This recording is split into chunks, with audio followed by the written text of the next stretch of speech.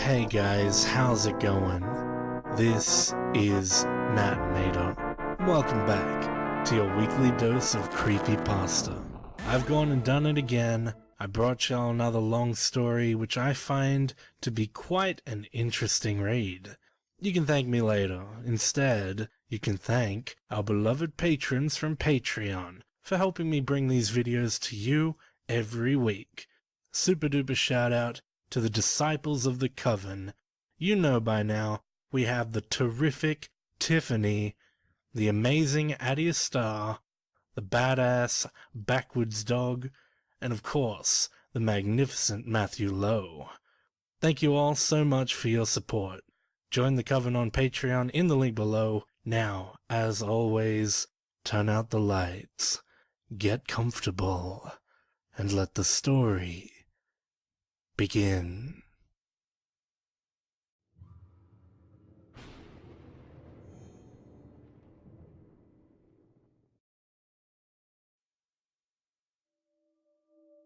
May 4th, 2009. This is my first entry. I'm keeping this journal as part of my recovery. My therapist has recommended I start tracking my thoughts, observations, and memories to help with my sessions. She believes the exercise of writing everything down will help me sort my memories into logical order. She says this will help me deal with the traumatic stress that's put me in this hospital. I'm just hoping the migraines will stop. I'll start from the beginning. At least, as far back as I can remember. My name is Thomas Anthony. My family calls me Tommy. I'm in the Air Force, stationed at Ramstein, Germany. I've been in for almost 5 years now, but this was my first actual deployment. That's rare these days. Most of my buddies had already deployed at least once, but my unit hadn't been tasked with supporting a combat mission until this past year. I was understandably nervous when I was informed I'd be assigned to what was considered a hot region of Iraq. The area, whose name I won't mention as it's still sensitive information, was one of the more remote parts of the country, and it was known for daily mortar strikes, roadside IEDs, and RPG attacks. I was to be part of a 3-person communications team, supporting a group of Special Forces operators. My team would consist of Master Sergeant Jerry Fountain, our team lead and radio tech, Staff Sergeant Michael Ramos, our network tech, and myself, the designated satellite tech. Fountain was a decent enough supervisor. He could be gruff at times, but as long as the mission was running smoothly and the work got done, he didn't care too much about regulations. As for Ramos, he's the guy I considered my best friend. We'd been neighbors in the dorms when I first got to Germany, and as we were both single young airmen in a foreign country, we'd quickly bonded over our mutual love for beer and European women. Nervous though I was, it was a relief to be heading out the door with people who I knew would have my back. Our pre-deployment training was relatively uneventful. Long, 12-hour days of prepping our equipment and getting signed off on various training requirements. For the first several weeks, I was able to distract myself and push the anxiety out of my head. I tried to stay positive and not dwell on the danger, but I couldn't speak to my parents or any of my civilian friends without them bringing up stories they'd seen on the news about roadside ambushes and attacks. As time went on, I found myself wanting to be out the door already. In my mind, the sooner we left, the sooner we could start thinking about coming home. When our move-out date finally arrived, we loaded our bags full of gear and body armor and prepared ourselves for a series of long flights. We were in the 4-seat middle row of a mid-sized military shuttle.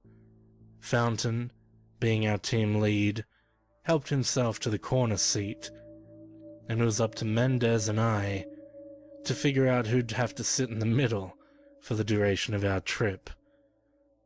"Not bitch," I started. I didn't even manage to get halfway through before he cut me off. "You can't call not bitch on a plane, dude, come on." "Flip you for it then. Got a quarter?" I offered. "Shit, I don't have any change. I didn't think we'd be able to use it in the desert. Rock, paper, scissors will have to do." I agreed, and on 3 we both drew. I threw down paper. He did too. Again? On 3. 1, 2, 3. I threw scissors this time. He threw rock. "Damn it," I muttered. "Will you two just sit the fuck down?" asked Fountain. "You can play musical chairs later. We got plenty of stops along the way." Ramos looked back at me and shrugged. "You can get out and stretch at Aviano." Aviano, Italy would be our first stop, followed by stops at Qatar and Baghdad, before we switched to a smaller aircraft for the last leg. "Sure," I sighed, settling in next to Fountain's large frame for the middle seat for the first part of our journey. I adjusted my seatbelt before reaching down to loosen my boots. As I finished, I looked up and noticed a young woman walk up to the 4th seat next to Ramos. She wore her blonde hair in a tightly coiled bun high on the back of her head, and as she stowed one of her duffel bags in the overhead compartment, I noticed how her navy fatigues hugged her slender frame.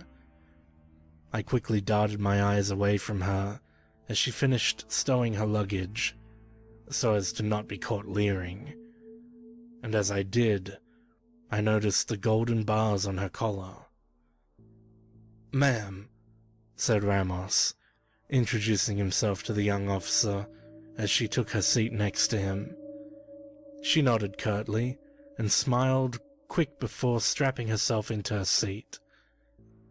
Ramos looked over at me and quickly flashed me a quick thumbs up before mouthing the words, "It's on." Should have gone with paper, I thought to myself. I decided to make the best of the long flight and try to get some sleep. My head was starting to ache for some reason, and as we had several stops left, I decided to take an Ambien to help me doze off quickly. We'd been given several of the sleeping pills by our flight medic, who recommended them for long flights and sleepless nights in the desert. I placed one of the tiny pills in my hand and knocked it back, not bothering to wash it down with anything to drink. I didn't notice anything at first, but eventually I started to feel heavy. The last thing I remember before nodding off was looking over at the female officer. Ramos was chatting her ear off, pulling his usual moves, but I'd swear her dark eyes were fixed on me, staring at me as I fell asleep. "Come on, man." I awoke, to find Ramos shaking me by the arm. Fountain was gone. He'd already grabbed his gear and disembarked, as had our new blonde friend, and most of the rest of the shuttle. "I don't know how you slept through that landing. That was rough as hell," he said. I shook my head groggily, trying to shake off the effects of the pill. The disorientation was stronger than I'd expected. Damn it. Sorry. I took an Ambien. Didn't think it'd work so well." "Jeez, you couldn't wait to get into those, huh?" "Well," I said, "you look like you couldn't wait to get into something yourself, huh?" He grinned. "Her name's Sarah. Wait for it. She's going to the same site we are. She's a comm officer. No way, seriously? Oh yeah. You realize she's an officer, right? His grin widened. What goes deployed, stays deployed. What happens when she dumps you for one of the spec op sticks we're working with? I asked. And you have to spend the rest of the tour hiding from her. I'll take that chance, he replied. At least it'll be entertaining while it lasts. I sighed. He was right. I'd have taken that chance as well. Definitely should have gone with paper. I have to cut this entry short. I've got therapy in a couple minutes. Also, it's hard to write at length about this stuff. Some of it's hazy, and it takes a lot of effort to put it to paper. I feel like the more I think back on it, the more intense my migraines become. I'll try to write more soon. May 6th, 2009. I was discussing the last part of my transport over to our site. I remember arriving in Baghdad with Ramos, Fountain, and Sarah, the new comm officer. The details are a little hazy. We didn't spend much time there, and the sun was setting when we touched down. All that really stands out is the heat. Waiting in a hostile area, waiting for our Chinook helicopter to pick us up. We now had to carry our sidearms along with full battle rattle, Kevlar vest, helmet, gloves, elbow pads, knee pads, the works. If there's anything more miserable than standing around waiting for a helicopter in 110-degree weather, wearing 40 pounds of armor over long-sleeved camo, I don't know it. You know what? I take that back. These migraines are pretty high up there, as far as misery is concerned. My therapist tells me I'm making steady progress. She says the pain and disorientation are the physical manifestation of some of the emotions I've been suppressing. It still doesn't explain the memory loss, though. I'm still struggling with parts of that. Anyway, I remember trying to kill time by making small talk with Sarah. Ramos had walked off to use the head, so I figured I'd try to figure out what kind of person she was. I just remember the nagging feeling that there was something out of place about her. I think I asked her a few questions. Basic things like what unit she was with, where she was from, things like that.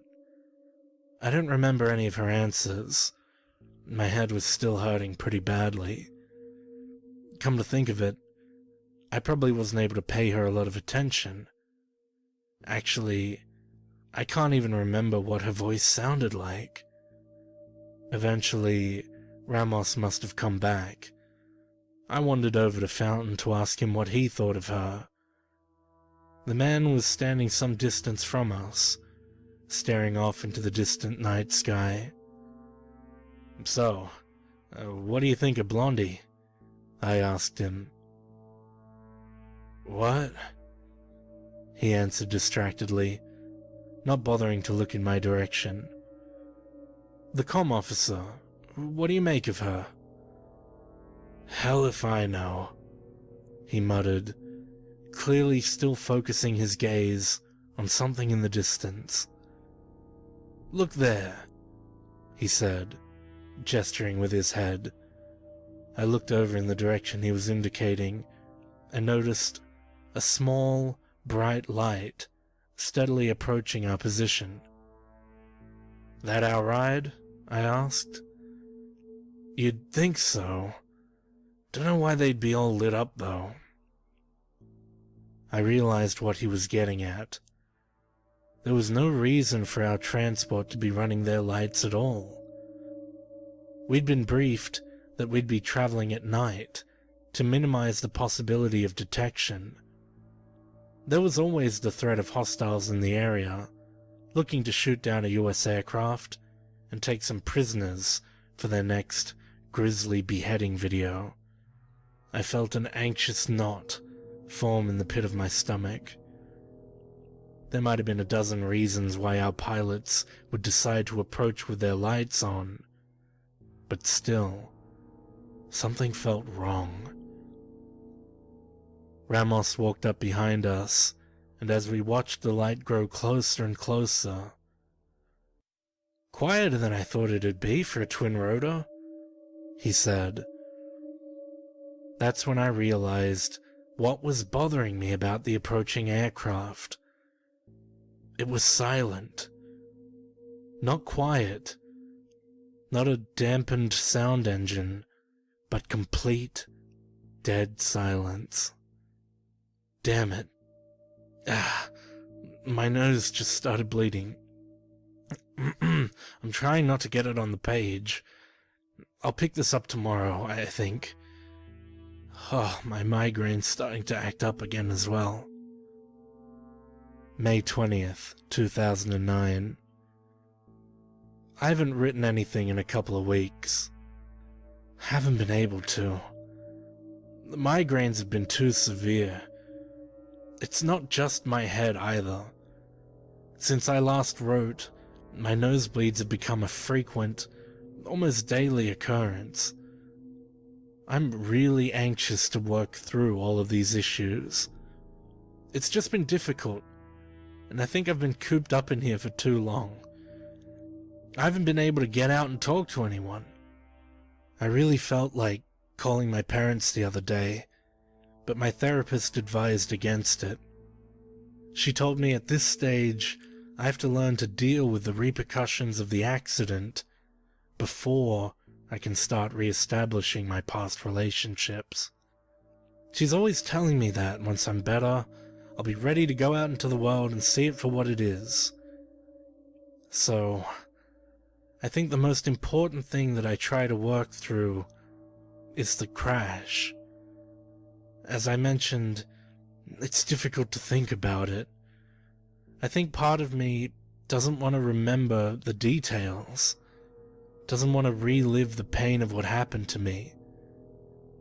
But I have to. For my own sake, and out of respect for everyone else that didn't survive the crash. I'll start with the things I do remember. I'll try to write this out quickly as the pain in my head is starting to build up again. Already, I feel like I want to smash my head into a wall and crack it open. Anyway, I don't remember boarding the chopper. I don't remember what I was doing, or if I even realized at the time that it was going down. I mostly remember feelings. The anxiety of watching the white light come toward us as we stood waiting in the desert. Then another feeling. One I can't quite place. I can best describe it as a sort of complete weightlessness, combined with complete and utter terror. I remember hearing screams, both my own as well as others I couldn't identify. Rationally thinking, I suppose these could be from the moments as the chopper was about to go down. The last moments before the helicopter crash that ended my deployment and my best friend's life. Shock, confusion, devastation, emptiness. Those are the next feelings I remember. The ones that overtook me when I woke up here. 7 weeks to the day I was standing in the desert with my team, waiting to board a transport to a remote part of Iraq. I woke up to find myself in a hospital bed in New Mexico. A nurse was there when I woke up. She grimly informed me that the Chinook helicopter we'd boarded had been shot down by insurgents shortly after we'd taken off. The ensuing crash had claimed the lives of all the passengers but me. I'd immediately retched as I heard the news, and unfortunately, what followed was several minutes of painful attempts by my body to vomit. This led to me forcefully coughing up a stream of saliva mixed with viscous dark blood. The nurse had rushed to my side. Once my retching subsided, she'd informed me that the extent of my injuries had been such that I'd been in and out of a coma several times, as I'd been medevaced out of Iraq and back through Europe, before eventually being transferred to a military hospital at Cannon Air Force Base. I'd been in and out of surgery, received several blood transfusions, and been fed through a tube for most of that time. As such, I didn't have much in my stomach with which to produce much in the way of regular vomit. "Are my parents here?" I asked the nurse. "They've been in to see you several times while you were unconscious," came the answer. "They've had to limit their contact with you, though, as this next stage is crucial to your recovery." I sank back into my bed, unable to breathe, or vomit, or even cry, and unable to process the grief that was surging through me. Fountain, Ramos, they were gone, ripped away in an instant. And not only them, but the pilots. There had to have been at least a couple of pilots on that chopper. And Sarah. The thought of her name, then as it does now, sent a wave of intense pain through my skull. I'm bleeding again, all over the place this time. I've noticed since the transfusions that my blood seems a little darker than I ever remember it being before the crash. I'm certainly getting a good look at it on a regular basis these days. According to the nurse, it's a fairly common short-term side effect from one of the surgeries I had while I was under. I think this is it for today. No new progress, haven't really remembered anything new. But at least I can take this entry with me to therapy this afternoon. I think it might help. I'm really hoping this might lead to a breakthrough soon. May 28th, 2009. I haven't made any progress this past week. I feel I've actually gotten worse.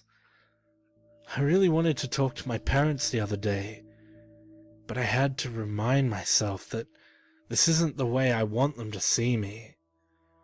I need to get better before I can start working on talking to people again. This last week has been particularly difficult. I've been experiencing some vivid and disturbing dreams. I've had nightmares before, everyone has. But these are something else entirely. They don't feel like dreams. They feel like I'm actually living through an event, experiencing every excruciating detail. They might not be so bad, if not for the fact that they seem to relate to the crash. Or rather, my mind's twisted interpretation of the crash. In my dream, I'm floating, trapped in a beam of bright light. I struggle to get away, to move my hands and escape, but I can't. I'm helpless, immobile. Next, I find myself restrained to some sort of cold metallic surface. In my dream, it feels rough, like my skin is lying on top of an oversized cheese grater. I'm no longer floating, nor surrounded by light. This new place is almost completely hidden in shadows.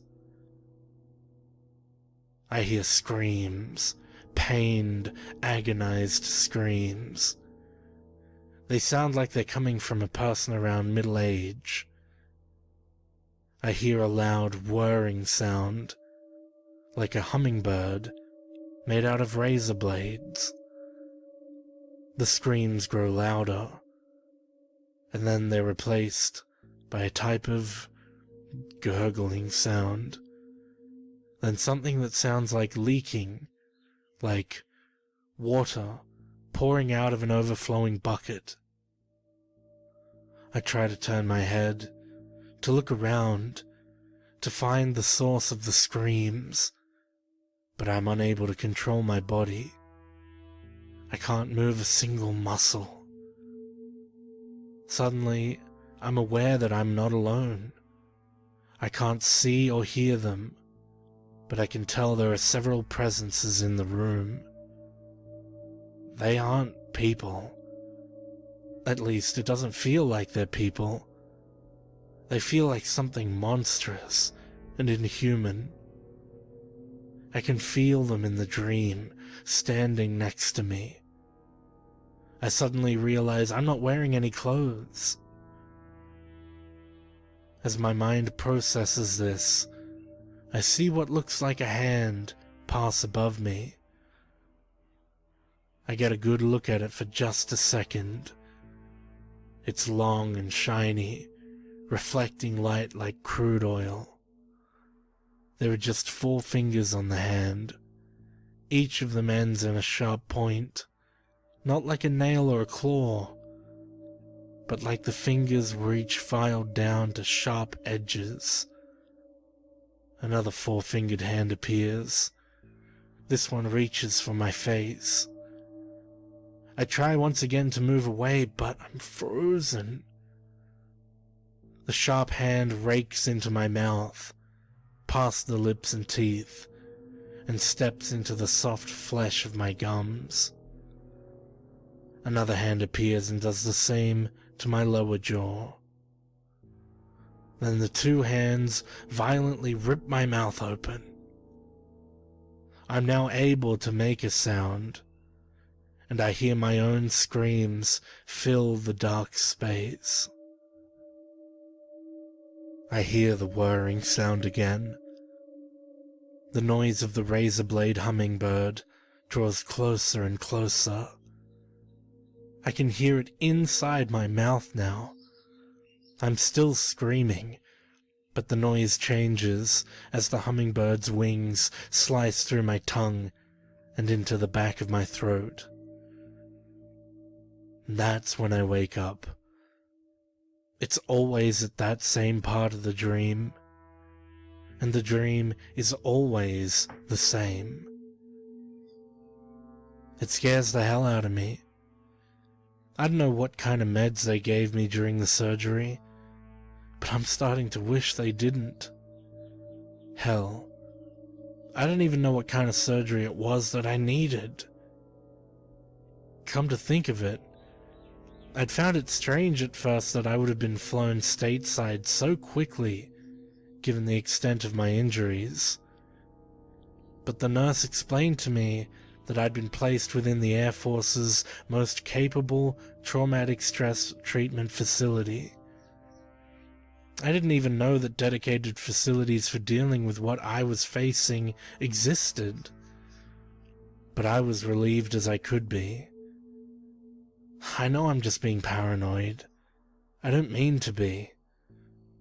I just really need to be able to sleep. I need to focus on my mental recovery, and I can't do that when I'm falling apart. June 15th, 2009. I've had the nightmare every single night for the past several weeks. Same details, same dream. I really need to talk to someone. I've asked, even demanded to be allowed to talk to my parents, but my therapist won't let me do it. At first, I thought I was just being paranoid, just letting the pressure get to me. I know I've been through a lot. I know people crack. But there's something really strange going on. I started thinking about it. The Air Force doesn't maintain a regional hospital at Cannon Air Force Base. And even if they did, why would they have brought me here instead of letting me rehab back in Germany? I thought it was so I could be closer to my family, but that's not it, because they aren't even letting me see them. What possible reason could they have for this? I talked to my therapist about it today, and as I expected, she told me that these concerns are the result of paranoia that's common to people who've experienced that type of things that I have. My migraine started up in the middle of her explanation, and as it did, I noticed something. My therapist looks exactly like Sarah did. June 16th, 2009. God damn it. The migraines are not getting any better. I didn't even think the pain could be worse, but it is. Half the time I can't think straight at all. And the nosebleeds, my God. Starting to wonder if I should just walk around with tampons jammed into my nostrils at all times. The color of my blood still frightens me as well. I'd all but gotten used to seeing it look a bit dark after a nosebleed, but this morning I nicked myself after shaving. The blood that poured down my jaw wasn't dark. It was completely black. Like a trickle of crude oil was escaping my face. I'm really worried now about the long-term side effects of the medicine, or whatever it was they gave me after the surgery. Maybe I'm having a bad reaction to something. I don't know. I need to ask my nurse about this. I'll bring it up this evening when I see her. For now, I really can't write or think anymore. I need to lay my head down. June 17th, 2009. There's something seriously wrong with me. I had the dream again last night. Worse. When I woke up, I sat up in my bed and looked over. Ramos and Fountain were there, standing at the foot of my bed, staring at me. Something was wrong with their eyes. They looked hollow at first, but after staring at them for a moment, I realized that they were completely dark and empty, like twin tar pits sitting on their faces, staring back at me. As I gazed back at them in horror, my migraine kicked in again, worse than it's ever been. I felt wet trails forming and running from my eyes down my cheeks, and I thought I was somehow crying. Like maybe I was so terrified that I'd just burst into tears. I reached up to touch my face, and realized it was blood running from the corners of my eyes. The same jet black oily blood I'd noticed yesterday was now running from my tear ducts. I looked from the dark substance on my fingertips back to the foot of the bed, but there was no one there. I frantically pressed the button next to my bed to summon the nurse to my room.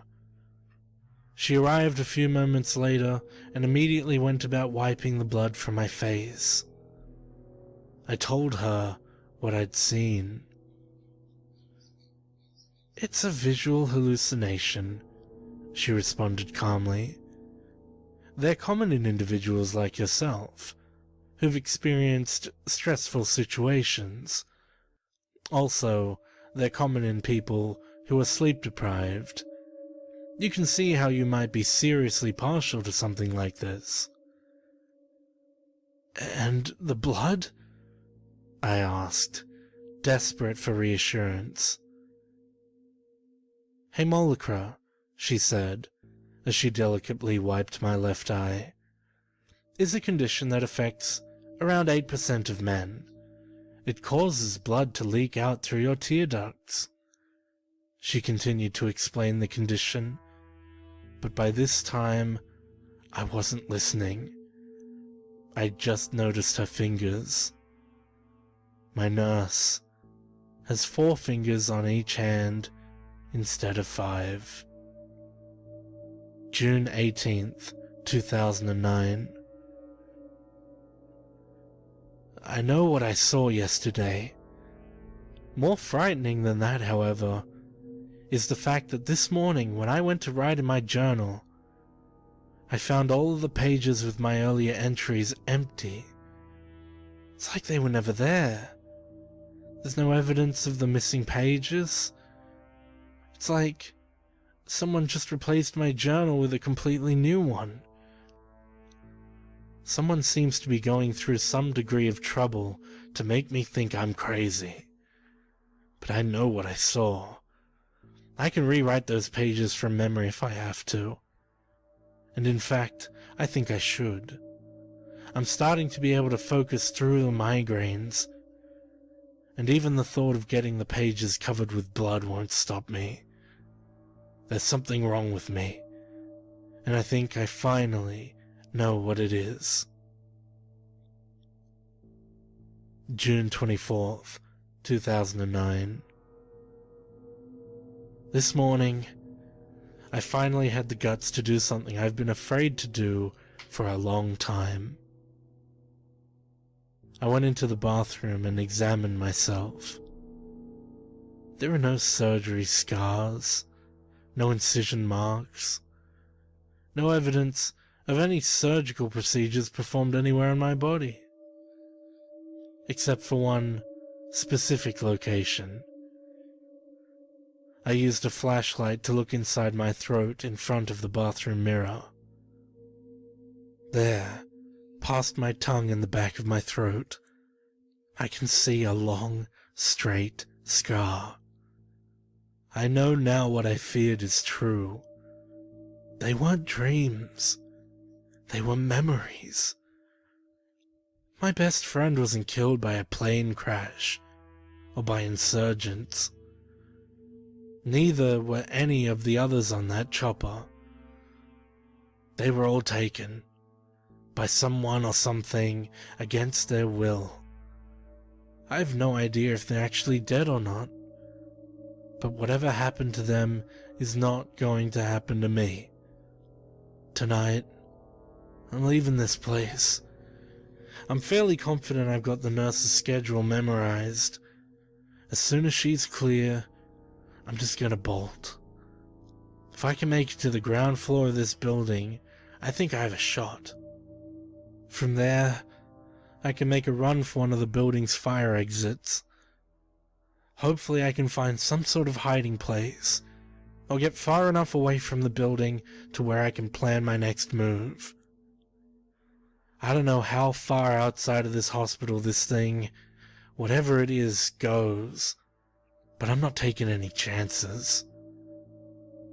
Mum, Dad, I'm mailing you this so you know exactly what happens to me in Iraq.